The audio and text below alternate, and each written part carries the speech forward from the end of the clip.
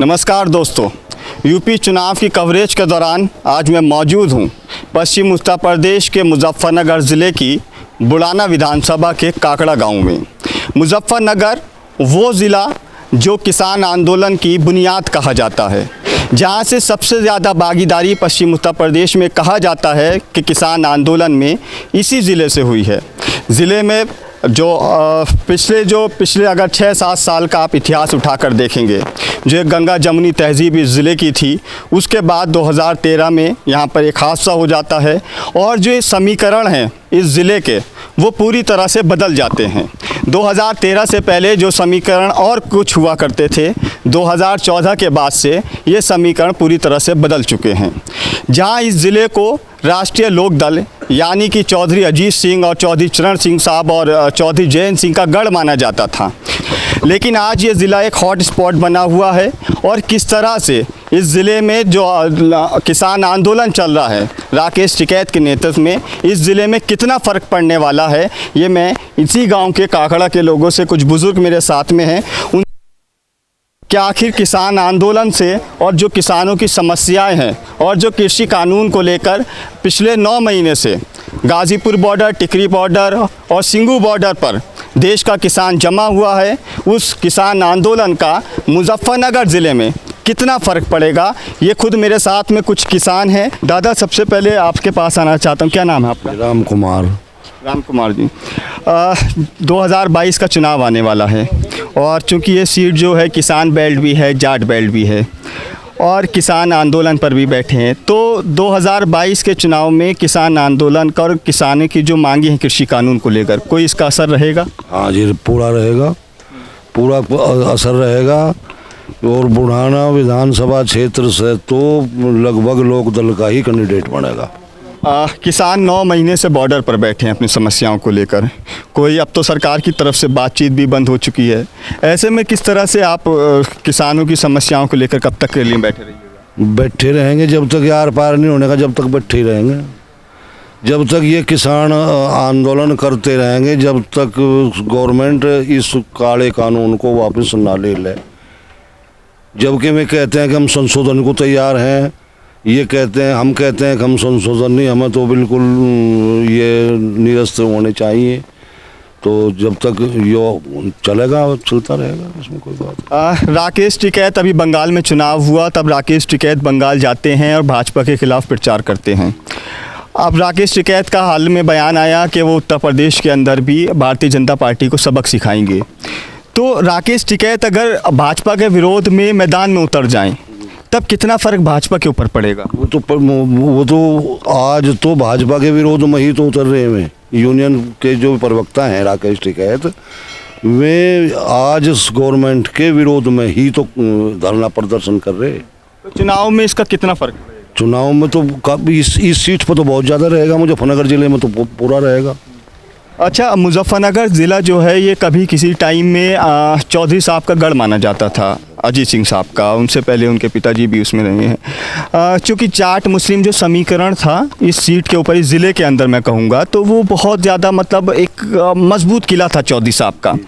वाला समीकरण जो था वो फिर बनेगा कि कोई दूसरा समीकरण फिर है चुनाव के लिए? नहीं, वही बनेगा जब हम गवर्नमेंट के खिलाफ चलेंगे, सरकार के खिलाफ चलेंगे, एकजुट होंगे, तो वही समीकरण बनेगा। पीछे भी समीकरण में कोई कमी नहीं रही, 3500-3600 वोटों से ही तो चौधरी साहब हारे थे यहाँ कुल, तो उसमें कोई कमी नहीं थी। अब तो जब से तो अब कुछ न कुछ बढ़ रहा, जब से उस टाइम से अब कुछ न कुछ बढ़ा हुआ है मुखालफत सरकार की इस ज़िले में। बीजेपी के लोग हमेशा कहते हैं कि जो बॉर्डर पे किसान बैठे हैं ये फर्जी किसान हैं, असली किसान घरों में हैं, खेतों में हैं। नहीं, असली किसान वे हैं जो हम तो यहाँ घास मुट्ठी कर रहे हैं अपने पशुओं को, जो हमारे लिए लड़ रहे, अपना घर छोड़ के, अपने बच्चों को छोड़ के वहाँ पड़े हुए असली किसान नहीं। क्या ये किसी को दिखता नहीं? असली किसान तो वो ही हैं जो हमारे लिए लड़ भी रहे। हम तो अपना घास मुट्ठी करके टाइम देखा मैं उन्हें, असली किसान है जी वो। दादा, आपसे पूछना चाहूँगा, एक ये हुआ कि एक क्रिकेटर है उनके हाथ की उंगली टूटती है, क्रिकेटर के हाथ में फ्रैक्चर होता है। प्राइम मिनिस्टर नरेंद्र मोदी उसको लेके एक ट्वीट करते हैं, दुख जाहिर करते हैं। लेकिन बॉर्डर पर सैकड़ों से ज़्यादा किसानों की मौत हो चुकी है पिछले 9 महीने में। ना कभी प्रधानमंत्री की तरफ से कोई ट्वीट आया, ना कोई दुख आया। तो इसको किस तरह से आप देखते हैं? अरे इस तरह पे कर रहे किसके अत्याचार से तुम खिलाफ हैं? हम तो तंग करा के सरकार ने ये कई मुद्दे ऐसे हैं किसान के विरुद्ध कर रही है सरकार, उसी के मुद्दे पर किसान लड़ रहा है और लड़ते ही रहेंगे। इतने हमारी भरपाई नहीं होने की हम लड़ते ही रहेंगे। तो क्या आप क्या मुद्दे हैं किसानों के? किसानों के मुद्दे एक तो मतलब हमारे फसल का जी दाम नहीं है, एक ये आवारा पशु हम खाते फिर रही है, ये इस पर निगाह नहीं, इसका क्या होगा? गाँव की हत्या करवा दी नुके हम कर रहे पालन। आपसे मैं पूछना चाहूँगा, अगर कृषि कानून जो 3 कृषि बिल हैं वो वापस नहीं होते हैं तब आप क्या कीजिएगा? संघर्ष करते रहेंगे, लड़ाई लड़ते रहेंगे। जब तक वापस नहीं होंगे तब तक आंदोलन जारी रहेगा, इसमें कोई दो राय नहीं। बस जो चुनाव आने वाले हैं 2022 में, इसमें टिकैत साहब का, चाहे राकेश टिकैत साहब हो, नरेश टिकैत साहब, एक ही बात है, उनका क्या रोल रहेगा पूरे चुनाव में? बस यही रहेगा, मुखालफत का रहेगा पक्का। बीजेपी के मुखालफत जाना है। फिर बीजेपी के मुखालिफ जाएंगे तो किसको वोट करेंगे? फिर वोट करेंगे अपने लोक दल को करेंगे, सपा को करेंगे, जो भी पार्टी मिलजुल कर लड़ेंगी। संभावना है कि तीनों पार्टी मिलकर लड़ेंगी तो वोट उनको जाएगा। हाँ, मतलब लोक दल एक बार फिर जिंदा दिखाई देगी जयंत चौधरी की अगुवाई में। हाँ, जयंत जो है फिर से निकल कर आएंगे। हाँ।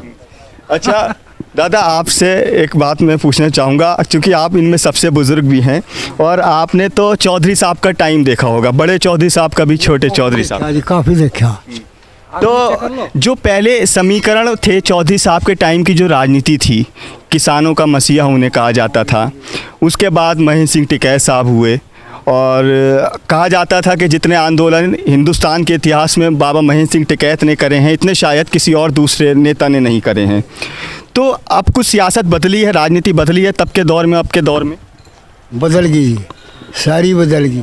यह जो सरकार है यह झूठी सरकार है, जो कहते हैं वो नहीं किया इन्होंने, कभी आज तक कुछ नहीं किया।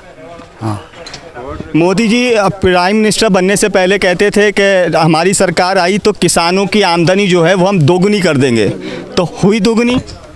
दोगुनी क्या है, उसके 1/3 भी नहीं रही। हाँ, 1/3 भी नहीं रही। क्यों, कहाँ कमियाँ हुई, कहाँ नुकसान हुआ, क्यों ये सब ऐसा? सब होगी। अब देखो आप रोजाना घूमो, ये सब आपको पता है और मैं क्या बताऊँ। दादा, बात ये हुई थी कि हमारी सरकार आती, हमारी से मतलब भाजपा की है। अगर जो बड़े बड़े भाजपा के नेता 2014 से पहले चुनावी वादे कर रहे थे कि हमारी सरकार आती है तो किसानों की आमदनी दोगुनी कर दी जाएगी, पेट्रोल 50-60 रुपये लीटर बिकेगा, बिजली का बिल कम होगा, जो युवा हैं, हमारे नौजवान हैं, उनको 2 करोड़ रोज़गार मिलेगा हर साल, 15 लाख अकाउंट में आएंगे। आपके कितने रुपए आए अकाउंट? कोई भी नहीं आया, मेरा तो एक भी नहीं आया जी। 2000 मेरे में भी नहीं आए। आपके क्यों नहीं आए? मैं भी नहीं आए, आए नहीं। अच्छा, किसानों वाला जो 2000। हाँ, यानी मेरे तो में भी नहीं आए, पर आ रहे कुछ के हमें। तो आप क्या क्यों आते? आप तो टिकैत साहब के साथ में। और बस नहीं मान लो, मैं विरोधी मान लिया, विरोधी मान के नहीं आ रहे होंगे। मतलब मोदी जी को पता लग गया कि आप उनके विरोधी हैं। विरोधी हैं। हाँ जी, विरोधी हैं।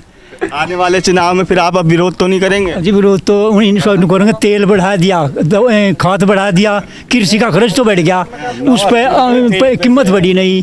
वो किस तरह से ये कृषि का खर्च बढ़ा और कमाई घट गई है, ज़रा ये थोड़ा सा समझा दीजिए मुझे। खाद बढ़ा, उस पर जो इस्तेमाल हो, दवाई वहाँ बढ़ी, बिजली के बिल बढ़े, तेल बढ़ा, जो हम जुताई करें सब खर्चा बढ़ गया वो, और भाव बढ़ा नहीं, तो घाटा तो हुई गया। 3 वर्ष उस हिसाब से हमारी फसल का भाव भी बढ़ना कर लेता है, कल की बोरी 2500 की। ये बताओ, ये सारी चीज़ बढ़ रही हैं लेकिन हमारी फसल का दाम नहीं बढ़ रहा है। आपके पास आएगा। अच्छा, प्रधानमंत्री ने जो वादे किए थे किसानों के साथ, क्या वो वादे पूरे हुए? नहीं, कोई पूरे नहीं, किसानों का कोई वादा पूरा नहीं है, कोई पूरा नहीं है। सब भकावे करके और भकाया का बस हम उन्हें वोट दे दी और गन देने के हम मैं तमाम उत्तर प्रदेश की 403 सीट की विधानसभा सीटों का पूरा आपको पब्लिक ओपिनियन, पब्लिक सर्वे और वहाँ की जनता आखिर क्या चाहती है और मौजूदा सरकार से कितना खुश है और नहीं खुश है तो किन बातों को लेकर खुश नहीं है, लगातार आपको दिखाता रहा हूँ, आगे भी दिखाता रहूँगा। आपने अगर अभी तक चैनल को सब्सक्राइब नहीं किया है तो हमारे साथ बने रहने के लिए चैनल को सब्सक्राइब कर लें।